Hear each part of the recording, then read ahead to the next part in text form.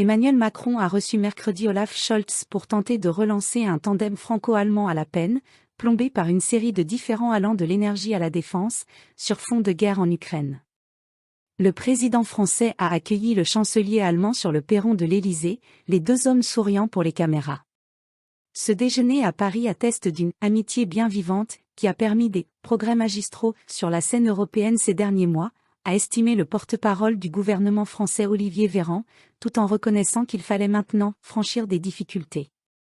Quand les priorités d'un pays ne convergent pas forcément avec les priorités de l'autre, la force du couple franco-allemand c'est d'être toujours capable de s'entendre et de tirer l'ensemble de l'Europe vers le haut, a-t-il ajouté. Ce moteur franco-allemand, nous comptons bien continuer de le faire vivre, a insisté le porte-parole. Une ambition qui masque mal les divergences parfois béantes entre les deux premières puissances européennes, qui ont conduit au report de plusieurs semaines d'un conseil des ministres franco-allemands, le premier d'Olaf Scholz, programmé ce même jour près de Paris.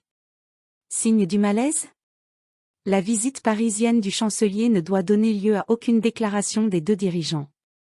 Sur la stratégie à adopter face à la flambée des prix énergétiques, le nucléaire, l'armement européen, rien ne semble plus aller entre Paris et Berlin. De quoi inquiéter en Europe, où le moteur franco-allemand reste une force d'entraînement majeure. Le couple franco-allemand diverge, il est donc paralysé, s'alarme l'ex-premier ministre français Dominique de Villepin. Nous ne pouvons pas nous permettre dans ce moment de l'histoire de ne pas avoir une Europe unie et forte. Ça commence par un dialogue franco-allemand fructueux, a-t-il averti vendredi sur France Inter. Les différends, notamment sur plusieurs projets industriels communs, de l'avion de combat aux chars du futur, se sont aggravés depuis le début de l'offensive russe en Ukraine.